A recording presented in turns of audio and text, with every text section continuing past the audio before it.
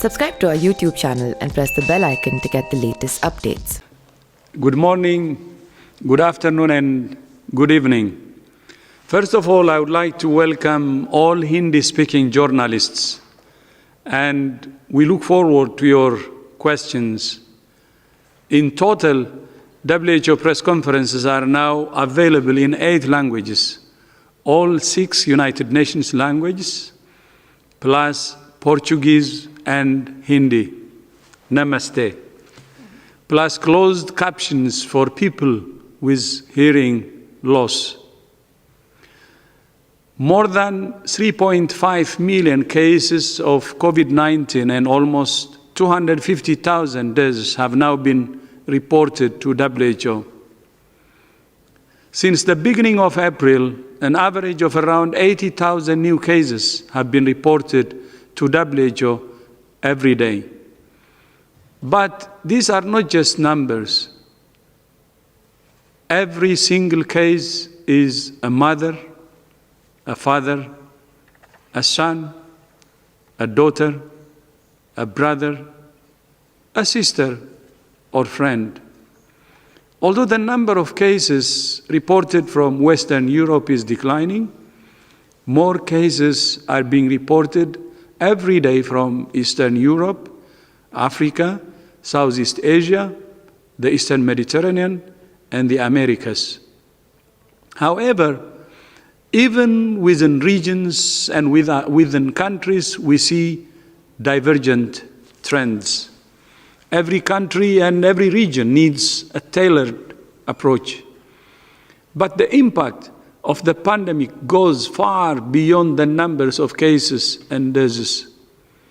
Around the world, the pandemic has caused severe disruption to essential health services, including to community-based health care. Also, professional health workers, like doctors and nurses, play crucial roles.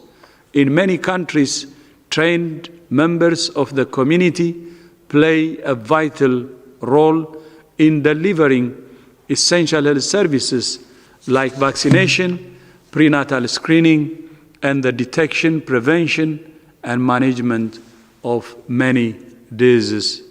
Today, WHO, UNICEF, and the International Federation of the Red Cross have published guidance for countries on how to maintain community-based healthcare in the context of COVID-19. It includes practical recommendations for countries on sustaining essential services at the community level, leveraging community health workers for the response to COVID-19 while keeping them safe, and advice for how to adapt services for specific diseases and age groups. For example, it suggests using telemedicine wherever possible and leaving insecticide-treated nets for malaria at the door of households instead of asking people to collect them from a central location. It's also vital that countries pay careful attention to the most vulnerable members of their societies. Crisis can exacerbate existing inequalities, which is demonstrated in higher rates of hospitalization and death among certain populations in many countries. We must address this now and in the long term by prioritizing diagnosis and care for those who are most at risk. This is not only the right thing to do, it is the smart thing to do. We cannot end the pandemic until we address the inequalities that are fueling it. Today's guidance complements the United Nations Framework for the Socio-Economic Response to COVID-19, published last week. The framework lays out a recovery roadmap for countries to protect lives and livelihoods. I repeat, lives and livelihoods, and get businesses and economies up and running again as soon as possible. Importantly, the framework takes a health-first approach, recognizing that strong and resilient health systems must be the foundation of recovery in all countries.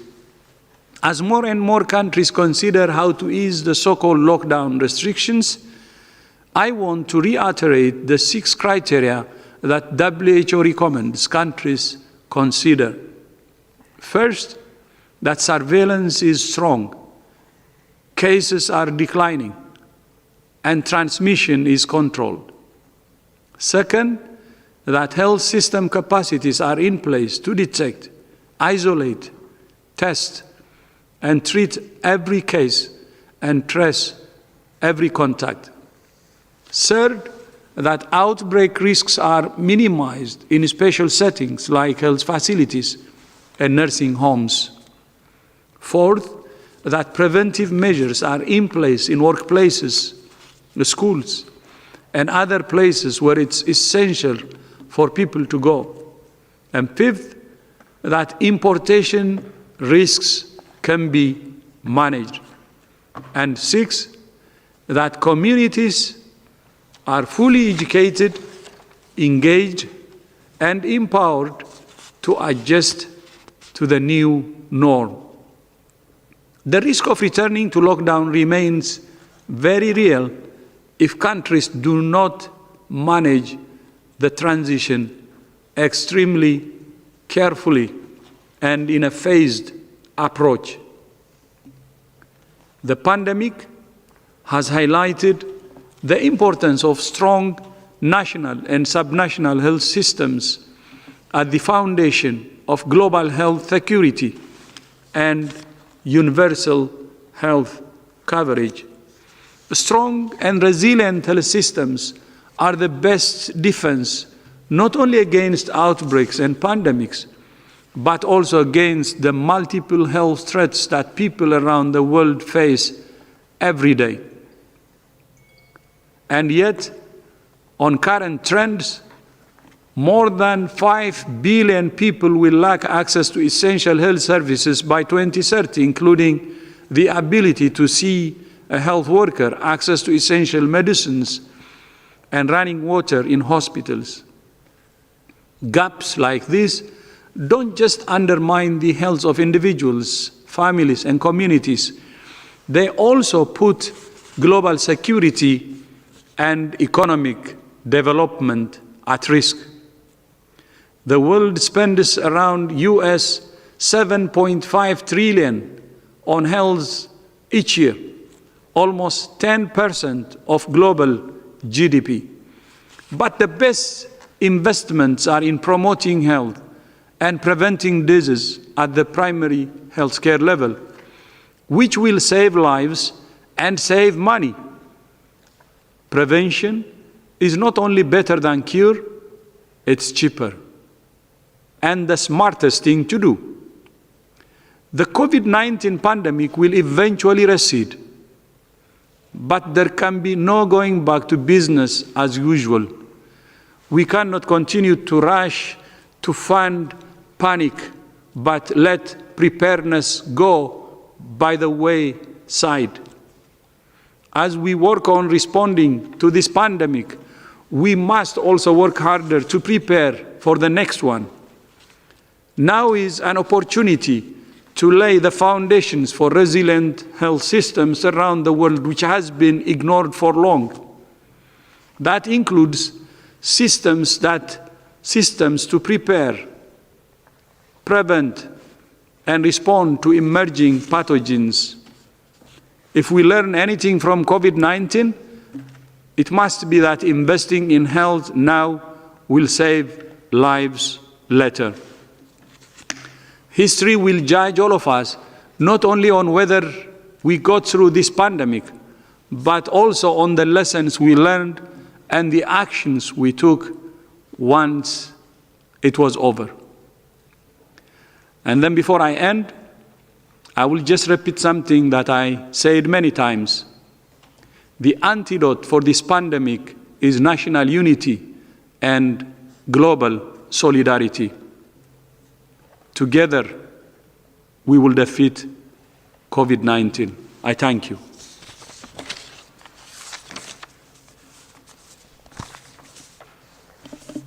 Thank you very much, Dr. Tedros, for these opening remarks, and we do indeed welcome Hindi speakers to our press conference.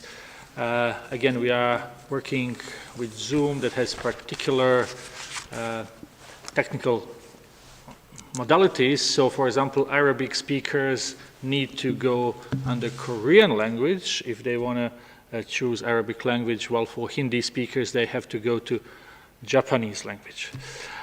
So hopefully this thing will get better as we move forward. Also, for the time being, Hindi speakers can only listen, and then questions will have to be said in English, but we also work on that. In any case, it's very good that we can reach to more and more people.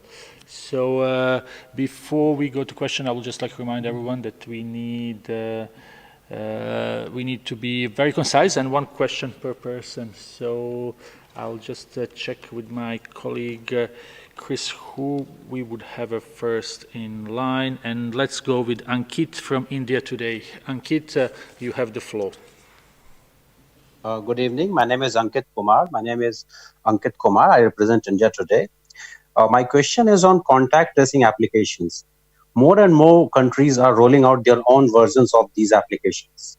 Is there any data or study, or can you tell from your own experience if these applications are helpful in controlling the pandemic threat? In your opinion, should these apps be mandatory for those going out on work during the lockdowns, as the case is in India? Thank you. Thank you, Ankit. This was about contact tracing applications. So I could start, and perhaps Mike or DG would like to supplement. So thank you for the question.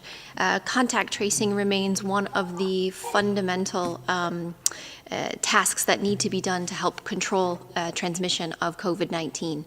And what we mean by contact tracing is when you identify a case through your surveillance systems, that you identify all of the contacts, all of the people who are in contact with that known case, and then you follow them over 14 days. Your question was specifically about apps, and apps can supplement the work that needs to be done by people. The work that needs to be done by individuals who can go out and actually interview cases and find out who did they come in contact with just before they became symptomatic and while they were symptomatic before they were isolated. And that needs to be done by a group of individuals, and many of them are trained in epidemiology, but you don't have to be trained in epidemiology. We've seen many countries use different workforces, volunteers who are trained, school teachers we've heard of students who can help with this contact tracing. And what's important about an individual, the people that do this, is that you need to find cases through personal interaction and through interviews, all done physically distanced, of course. The apps can help, but they don't replace people who need to do that contact tracing. And what we're seeing is a lot of apps and a lot of applications that can help find people who may have been around somebody if they're using smartphones within a certain distance, and that can help narrow down the number of contacts, but it doesn't replace the individuals who actually have to go out and do the contact tracing.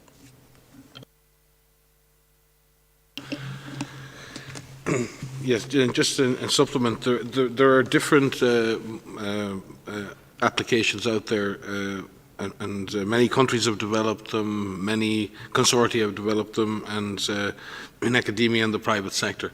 There are apps out there that help people learn about the disease, and there are some very useful apps out there that provide better information about the disease and good information, and that also, in some cases, help people check their symptoms. In other words, allow people to get information regarding the symptoms of the disease, check their symptoms, and see if they should take further action.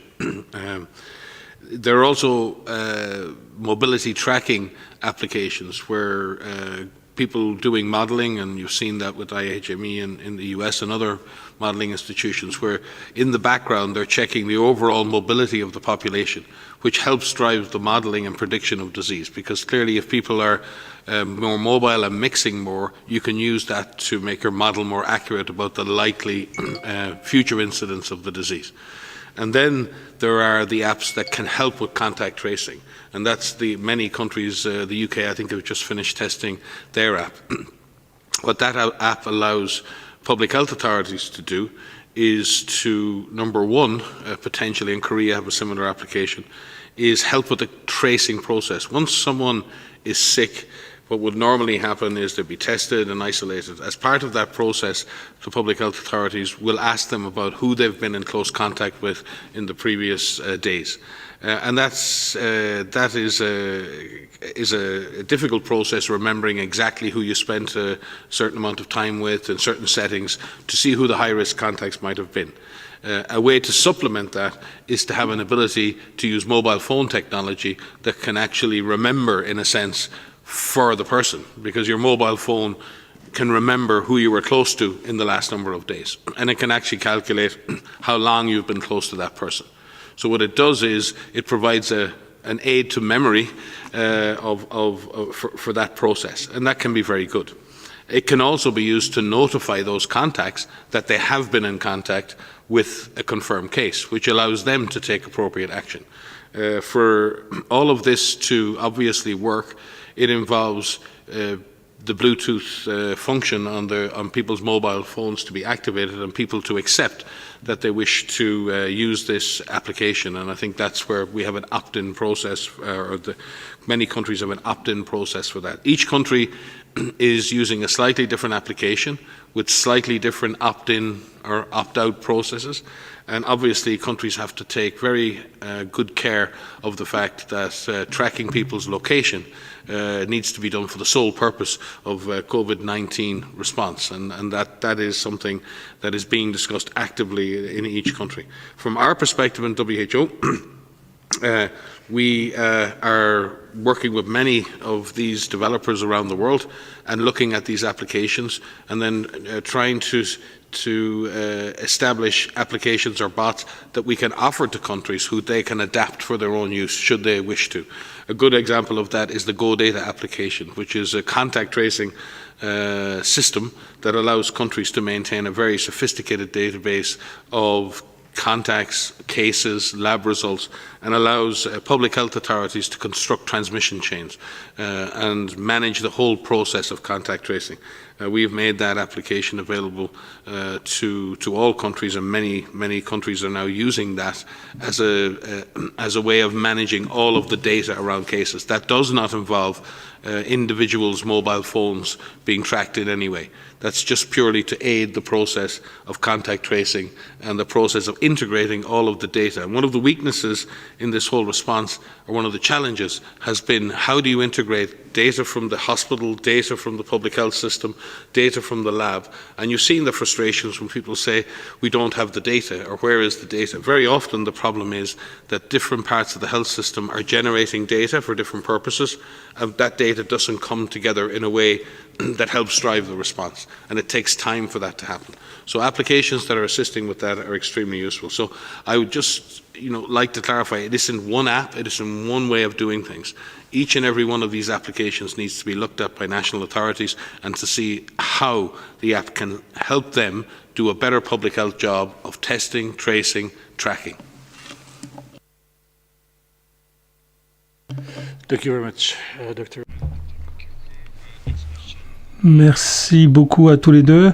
La question suivante. Следующий вопрос. Анатолия Ньюс, турецкое агентство. Байрам, слышите ли вы нас? Байрам, пожалуйста, включите свой микрофон. А сейчас слышно? Пожалуйста. Спасибо за возможность задать сегодня вопрос.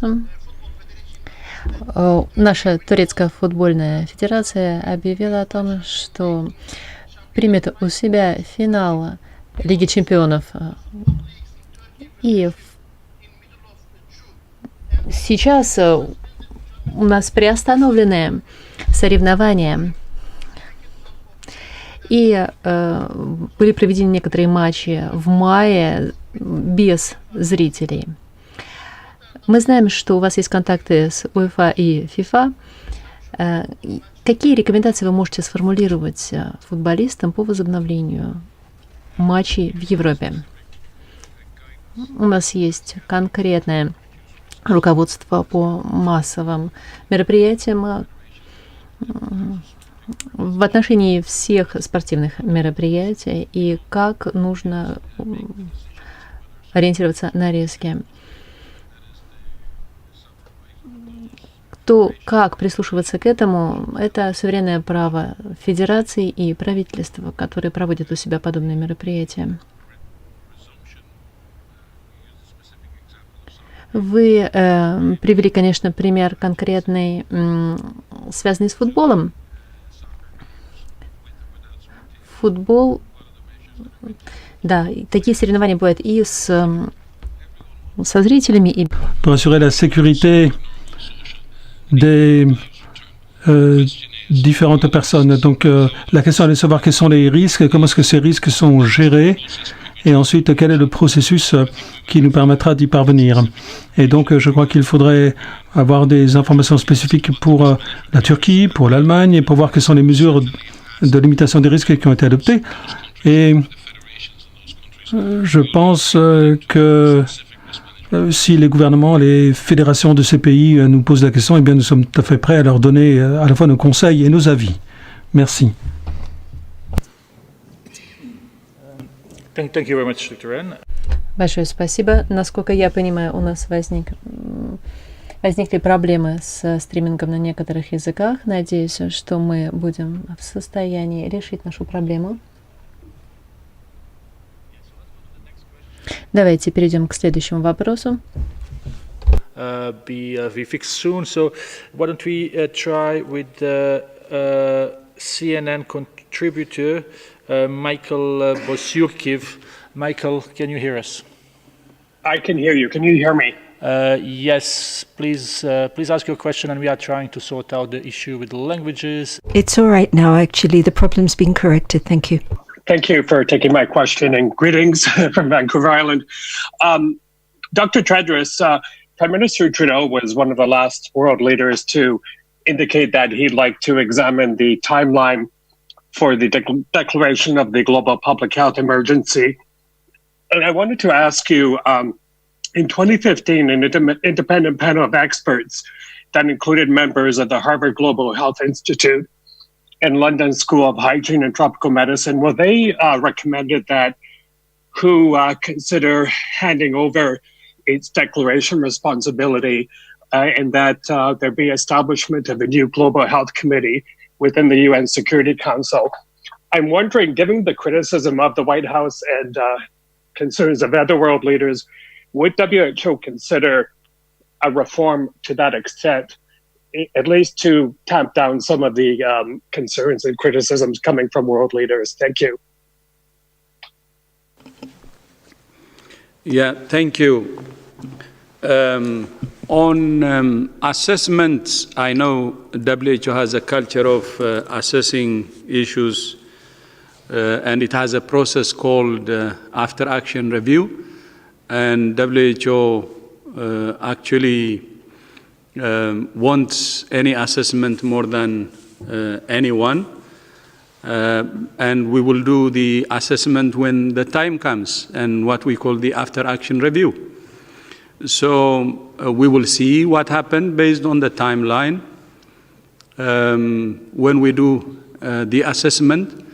But now I call upon the world to focus on fighting the fire, because while fire is raging, I think our focus should not be divided, and we should really focus on fighting the fire and saving lives. I thank you.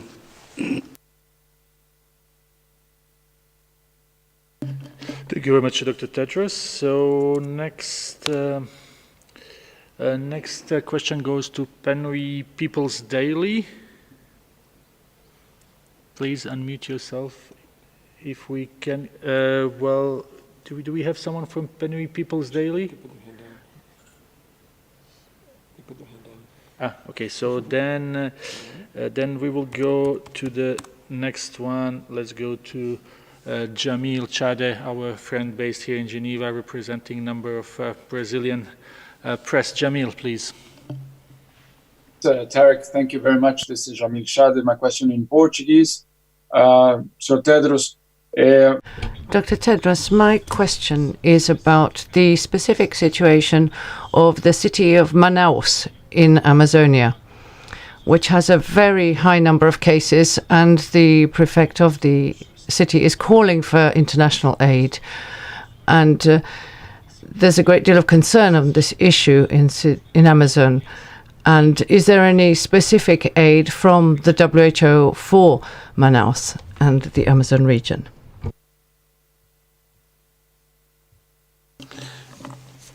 Please, Chief. Yeah, as you know, we're working with the government of Brazil, so we will continue to work with them and address, or give any support they need. Thank you. And if I may supplement that, on request of the government of Brazil, we have very often in the past worked at state level, and we've done that with yellow fever in the past on many occasions. So obviously, and we have a strong WHO country office there, or a PAHO country office, and we stand willing to provide direct technical support to any state through the process of a government request to do so.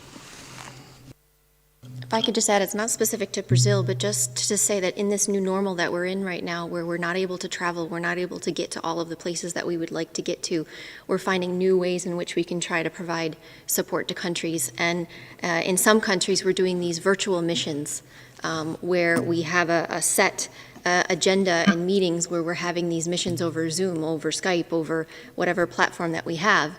But just to add that even if we physically can't get to a location because of the pandemic, we're finding different ways to provide support where that support is needed and as that support is asked. Thank you very much. Next question is for Wall Street Journal. We have Lucas on the phone. Lucas, please unmute yourself. Hello, can you hear me? Yes, it's okay. Okay. I think my question probably goes to Dr. Tedros. This relates to the upcoming World Health Assembly and whether Taiwan will be invited to attend. Would you encourage the member states, particularly China, to allow Taiwan to attend as an observer this year? And conversely, I understand that you have the authority to invite them yourself. Would you do that if China continues to resist their participation? Thank you.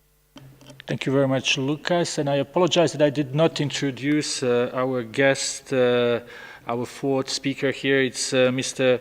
Derek Walton, who is a legal counsel of WHO. He is here with us, and I think he would like to take this question.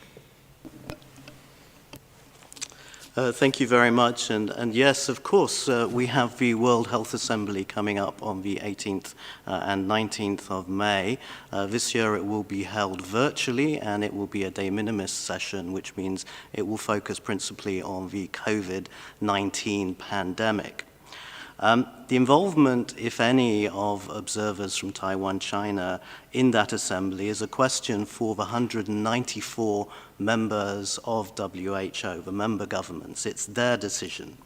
And indeed, a proposal has already been made, as it has been in recent years, for this matter to be considered by the Health Assembly itself. And that is a question which is properly for the member states.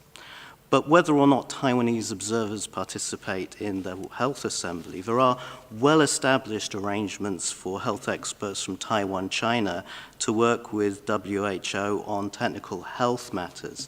And I think we've already explained in some detail at previous briefings how that's worked. That last year, for example, Taiwanese experts were included at 8 expert meetings, and that there were 6 other informal technical meetings. And this year, there have been contacts in response to COVID-19 involving Taiwanese experts in key groups and networks. And I think we've given details of that on previous occasions. But for this year, as I say, the question is for the Health Assembly. It's for the member states rather than the Secretariat to decide that question. Thank you. Thank you very much, Mr. Walton, for this explanation. Next question is for Savio Rodriguez from Goa Chronicle. Savio? Hi, can you hear me? Yes. Okay. My question goes out to Dr. Tedros. On January 14th, WHO stated preliminary investigations conducted by the Chinese authorities have found no clear evidence of human-to-human transmission of the novel coronavirus identified in Wuhan, China. As an independent global health organization, why did WHO have to rely on China's preliminary investigations into the human-to-human transmission possibility of the coronavirus and not conduct one of its own investigations, is my question. Thank you. So I can start, and perhaps others would like to supplement. So the 14th statement that you're referring to is a tweet in which there was the reporting of what had been reported to us from Chinese authorities. I think what is critical and what is important is how WHO acted from the moment we heard about this cluster of atypical pneumonia from Chinese colleagues in Wuhan. From the beginning, I'm the MERS specialist, the focal point at the organization. Mike led the SARS response. And so from the start, whenever you hear of a cluster of an atypical pneumonia, you think respiratory and you think human-to-human transmission. It's not if, it's just what is the extent of human-to-human transmission that may be happening. Within hours of that notification that was picked up through our EIOS system, we activated our emergency systems at the 3 level of the organization, which means our headquarters, our regional office, and our country office in China, where we were having discussions about what we knew, what questions needed to be asked. We immediately posed questions to our colleagues in China to ask for more information, as we do with all clusters or all alerts or all signals that we pick up through the electronic monitoring systems. From the beginning, we assumed that there would be human-to-human transmission, and in our first reporting to our member states and contact points on the 5th of January, it's in our EIS, which is Event Information System, we included detailed information about the cluster itself and also about protecting against acute respiratory infections. We also published on that day our first disease outbreak news.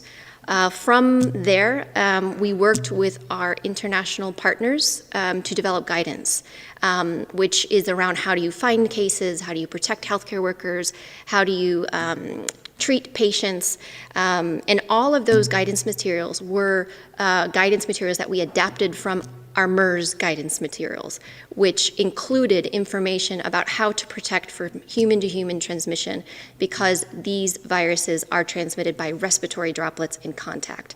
So our first guidance that was issued was on the 10th of January, which included information about how to protect against human-to-human transmission. So that's important. I did a press conference on the 14th where I did this with Tarek, I described what we knew, and at the time there were 41 confirmed cases. The novel coronavirus had been identified, PCR assays were available in China, and they confirmed that 41 out of the initial more than 100 suspect patients actually had this now we call COVID-19. But at the time we were calling it a novel coronavirus. And so in those 41 cases, described that there may be human-to-human transmission, mainly among close contacts. It's very important that you understand that we receive information from our member states, but we also go back and ask lots of questions. We always do this. It's not unique to this particular situation or unique to China. And we base our actions on what we know and what our experience is with other similar pathogens, other similar situations. From the beginning, we expected that there could be human-to-human transmission. It was just a matter of how much was actually occurring, where was it occurring. And so initially we thought it would be amongst close contacts through respiratory droplets, and that is still the case today.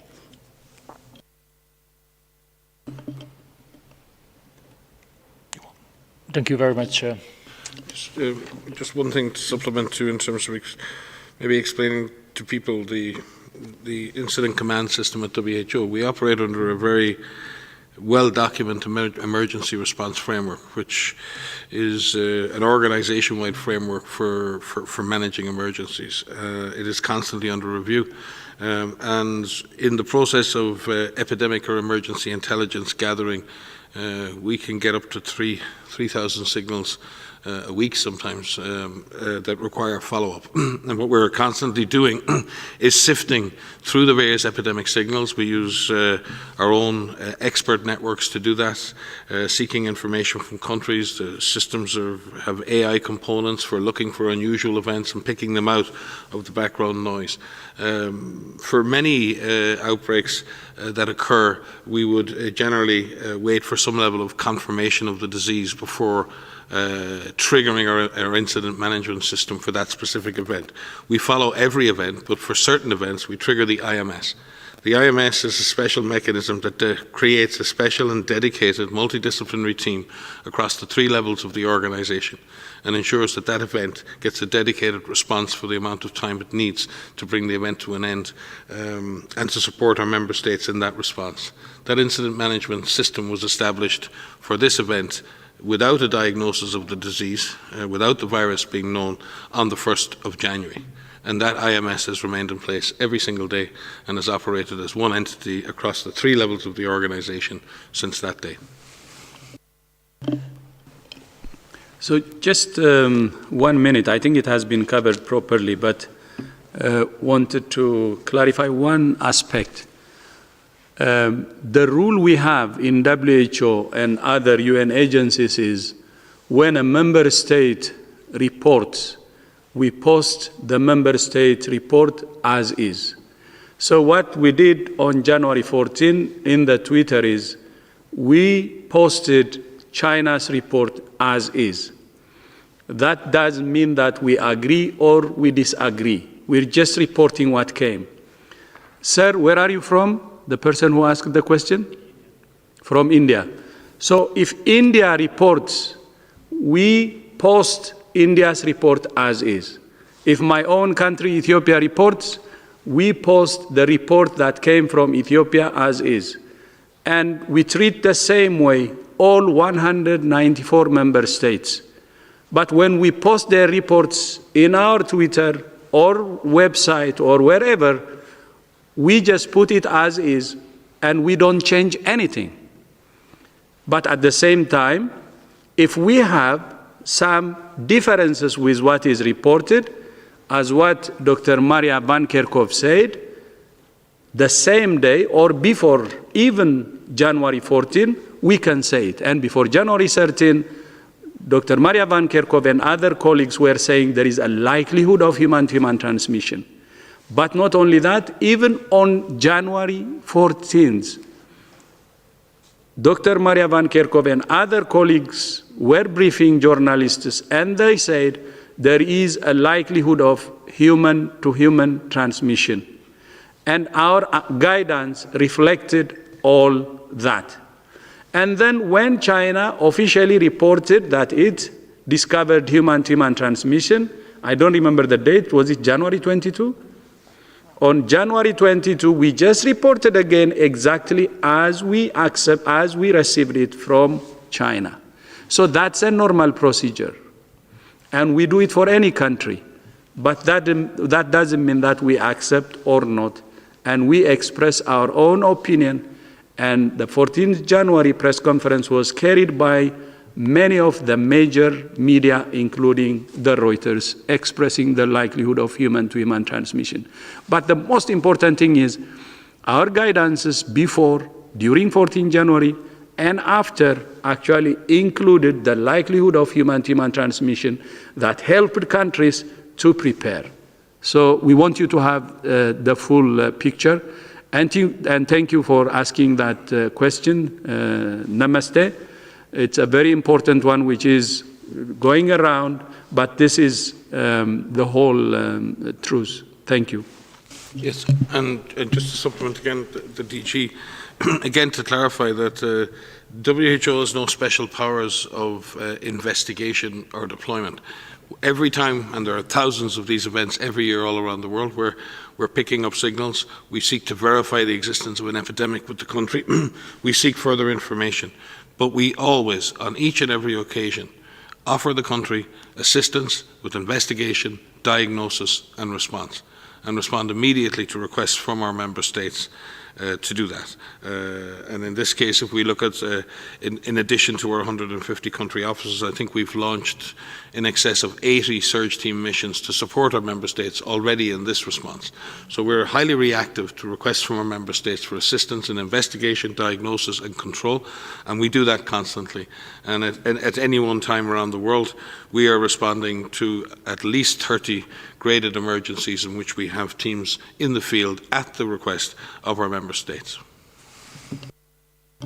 Thank you very much for this explanation. Next question is for John Cohen from Science. John, can you unmute yourself? Thanks for taking my question.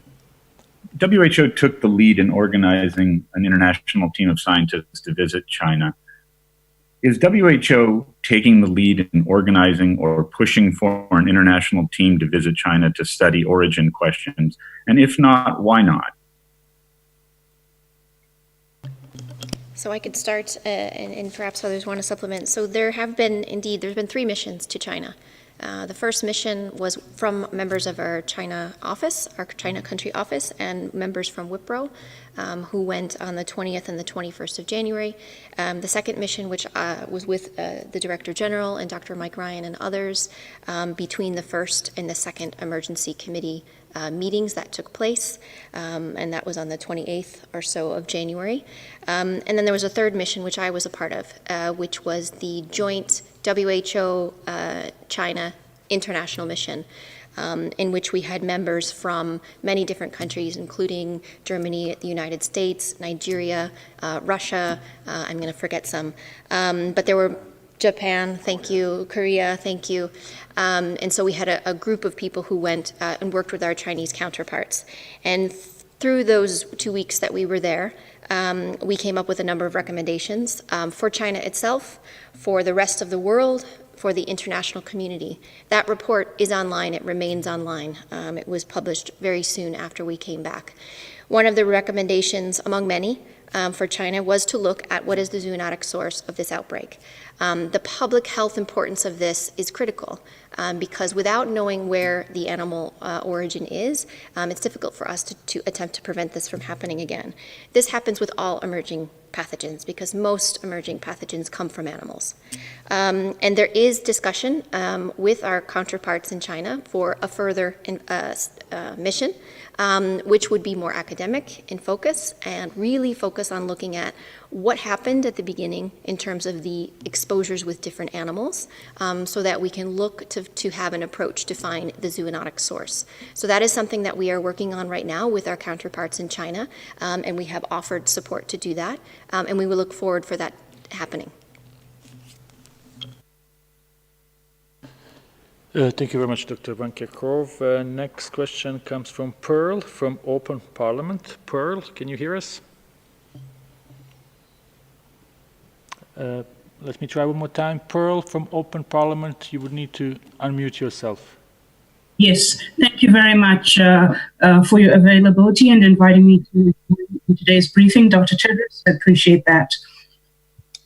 So, for the benefit of millions of people who live in autocratic WHO member states and where the democratic space is shrinking for the negative effects of COVID-19, can you share clear data-driven response in terms of lower respiratory infections being ranked second after HIV and AIDS? And is it ahead of tuberculosis in, say, Zimbabwe? I ask this because although I'm using Zimbabwe as an example in my question, please reply with reference to Mozambique, Tanzania, Zambia, as well as Zimbabwe, given that besides South Africa, in the SADC region, these 4 countries are lagging behind South Africa by many weeks, and no modeling information is readily available to their populations to even talk about a curve. Moreover, in Zimbabwe, the rapid diagnostic test kits... Can you please get the question very shortly, please? Sure. I'm about to finish. In particular, OneFo are currently being sourced, and yesterday there was a flurry of debate about their use in that country and their validity. Thank you. I'm not sure we understood really the question here. So the question I'm asking is, number one, can you speak to the lower respiratory infections? Are they ranked second behind HIV and AIDS, ahead of tuberculosis? I was using Zimbabwe as an example, but I'm asking you to speak more specifically for Mozambique, Tanzania, and Zambia, and to speak a little bit about the rapid diagnostic test kits, in particular OneFo, which is being used in Zimbabwe. So these are many questions, so I don't know if any of our experts can. What I would suggest, your questions are important, but they're very specific to individual countries in Southern Africa. I do know that for the case of Zambia, Mozambique and Zimbabwe, that the reported numbers from those countries are low, but in Zambia there's been a 50% increase in the last week, though the numbers are low. The number of deaths remain low. And obviously in that reflecting a reality, that's positive, but it can also reflect underdiagnosis of cases. So what I would suggest is, given the detail of your questions, that we can try to answer them in writing to you and give you the level of detail that you actually need. Because to compare, I don't frankly know the background TB rates in those 4 countries off the top of my head, and certainly for HIV and other things. But we would be delighted to answer your question directly, and if you can send an email to Tarek and the media team, we'll be very happy to engage with you directly, and I'll be happy to do that personally. Thank you very much, Dr. Ryan. Next question, Kai Kupferschmidt from Science. Kai, please. Tarek, thanks a lot. Thanks for taking my question. I'm just wondering, I mean, given that you're the World Health Organization, if you look at the global situation at the moment, can you give us an idea of what the places are at the moment, or the populations that, that right now, you think are seeing, worrying trends, and where you think, the response needs to ramp up?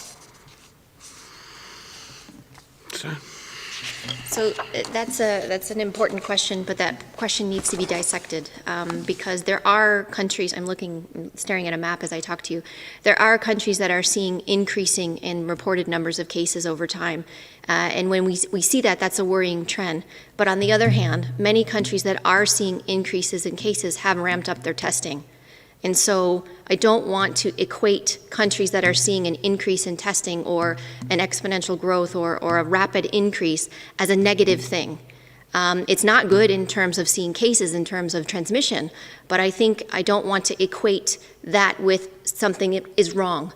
I want to equate that with countries are working very hard to increase their ability to find the virus, to find people with the virus, to have testing in place to identify who has COVID-19, and who are putting into place what they need to do to care for those patients. The recommendations that we have for all countries remain the same. Our recommendations include finding all cases, testing cases, caring for cases in the appropriate settings, depending on the severity of their symptoms. Finding all contacts, quarantining those contacts for the full 14 days, making sure that public is fully engaged so that they know what they can do. There is some question about the use of lockdowns or these public health measures. Many countries have had to put those in place because the transmission has increased so rapidly that they were forced to do that. What we have had to do is put guidance out to support countries in lifting those measures, which needs to be done in a controlled way because this virus likes to find opportunities to spread. And if these lockdown measures are lifted too quickly, the virus can take off. And that's a worry that we have. But the question about countries finding cases should not be seen as a negative thing. It should be seen as a positive thing, and we need to support countries through these incredibly difficult times. And as you find cases, the only way to control and suppress this virus, this COVID-19, is to actually find them, quarantine those contacts, isolate the cases, and it will be brought under control. And if I could just supplement. Certainly, areas that I would be particularly concerned about, and it's not based on the absolute numbers, but it's based on the underlying vulnerabilities of populations and also the underlying weaknesses of the health system. And this is particularly acute in areas where there's existing humanitarian crisis. And remind you that there'll be an update to the global humanitarian response plan for COVID-19 tomorrow, which we greatly welcome. And when we look at those numbers, and again, they may be small numbers, but again, we've seen in Afghanistan a 76% increase in cases, but also what we're seeing is deaths beginning to increase there by over 60%. Sudan has a 145% increase in the last week, but also a tracking increase in deaths of 80%. Palestine similarly with the 100% increase in deaths in the last week. Yemen has a very small problem in the sense of the number of cases that have been reported, but we believe that the virus is spreading at community level, and we need to focus on providing essential health services and COVID-19 services to all people in Yemen, as we do to all people in Syria, and working across lines and ensuring that we are getting and reaching all people within borders, regardless of the different conflicts that are ongoing, is becoming an increasing challenge for the humanitarian organizations. There are other concerns in South America, Central America. There are countries still like Peru and Ecuador that have experienced increase in cases. But again, as Maria said, some of this is down to better testing, and we're seeing more cases. We need to be tracking the proportion of tests that are positive as a way of better tracking that, but also tracking the number of deaths is a good way to really look at that impact. We've also seen in Europe and Western Europe a fundamental decrease in the number of cases, but we have seen a consequent, or not a consequent, but an associated increase in the number of cases reported in places like the Russian Federation. So each region, Southeast, South or the Western Pacific areas have a relatively are on the downward trend, like Korea and others. But then we do see in South Asia, in places like Bangladesh and India, some trends towards increase. So it's very difficult to say that any particular region is improving or disimproving. There are individual countries within each region that are having difficulties getting on top of this disease, and I am particularly concerned about those countries that have existing ongoing humanitarian crises. Haiti is another one that comes to mind that I would be very concerned about.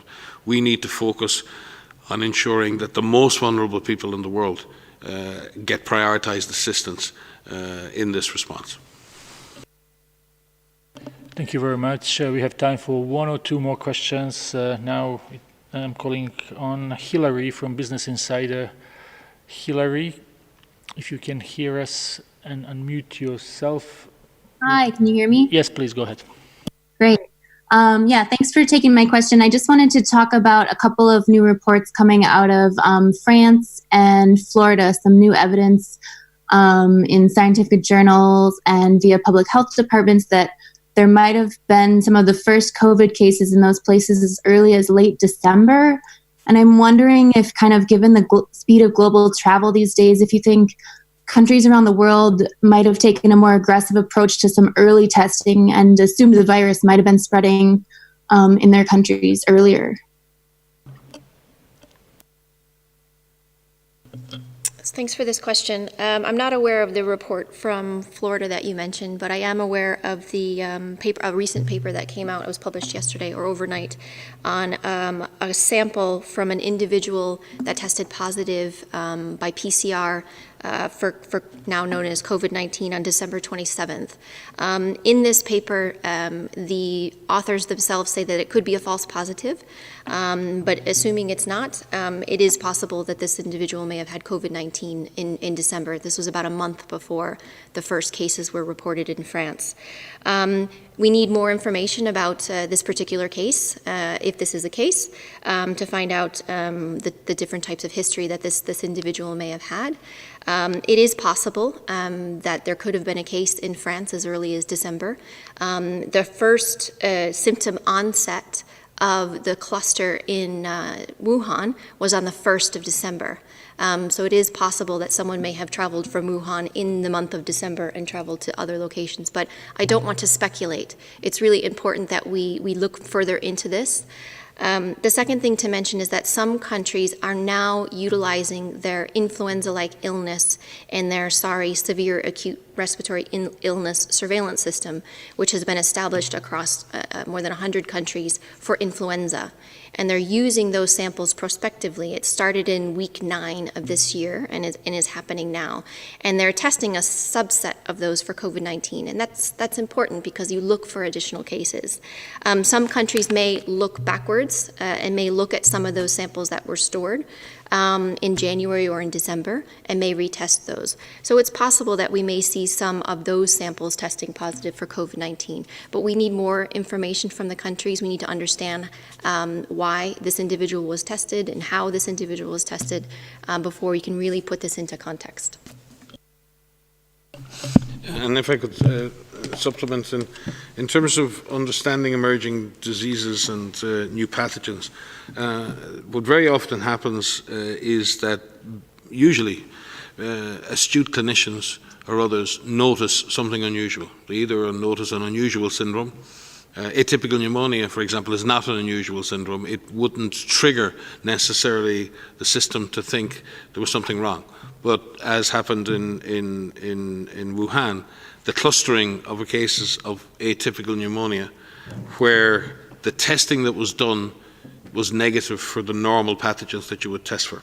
So you end up in this situation where a group of clinicians looking at cases say, well, we know what this is not, but we don't know what this is.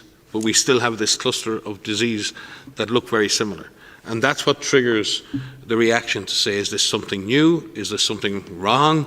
And that it's usually a cluster of disease that looks alike. And very often when you then find a test and you go back, you find that not all of the people had that disease. The testing then subsequently confirms only a proportion of them. So when you detected an unusual cluster, what you do is try and find every case of disease, undiagnosed disease, that looks like this, and then you develop a test or find the virus and you go back and test. And that's why some of the cases in China have dates of onset that go back to early December, because as they went and looked at this cluster of disease, and then they go back and test and they say, when was your onset? And the person says, I got sick on the 1st or 2nd of December. But they may have been part of a cluster that was detected at the end of December. So it's not that that person was detected as an unusual case on the first day. They were detected as part of an overall cluster. So from that perspective, it's important to recognize that. In this particular case, I think the clinicians in France and other places very often will do this, and we think this is a very prudent approach. If you have someone with a serious illness and you can't make the diagnosis, very often hospitals will freeze samples as a standard practice, which allows them to come back later and do further diagnostic tests should diagnosis or a new virus or anything else emerge. So it's very prudent that that is done. We look forward to any further examinations that are done by other researchers around the world who may find similar cases. So this is a good thing to do. It's something I think we'll look forward to the peer review publications where we can see that these tests are validated and we can discuss the implications of those results. Thank you very much. So we will go to last question for today, and that's Gabriela Sotomayor from Mexican news agency. Gabriela, if you can hear us, please go ahead. Sí, muchísimas gracias. Yes, thank you very much for taking my question. I'm going to ask in Spanish. It's for the Proceso magazine. There's a great deal of contrast between the figures that are being presented by the United States with more than 1 million cases and the figures that we're seeing in almost all Latin America, for example, in Mexico, where up until now we've had some 26,000 cases. What is this difference due to? It's a major contrast. We know that the virus doesn't respect borders. Thank you. So thank you for the question. Yes, there As the Director General said in his speech today, if you look at a region or you look at the overall numbers, it doesn't give you the true dynamic nature of this virus in terms of its ability to transmit. Part of the challenge is when you're looking at absolute numbers is that indeed there are absolute numbers. They're not. You could look at them as a rate, as a population-based rate, and then you won't see such drastic differences. Part of it has to do with testing strategy. I'm not familiar with Mexico's testing strategy to be able to comment exactly on how it is the same or differs from other countries. But the numbers of countries that come from cases have to do with the epidemiology and how well it transmits, how hard countries are looking and are able to test. But we really should be comparing rates as opposed to absolute numbers.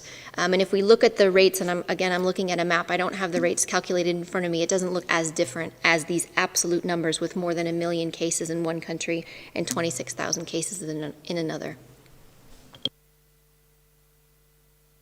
Thank you very much, Dr. Van Kerkhove. We will conclude this press conference, and I would like to thank interpreters who were with us today. Also apologize for some technical issues I understand we had on streams. The audio file will be sent shortly and transcript will be posted tomorrow. I wish everyone a very nice evening. Thank you, Tariq, and thank you all for joining us, and see you on Friday. Thank you.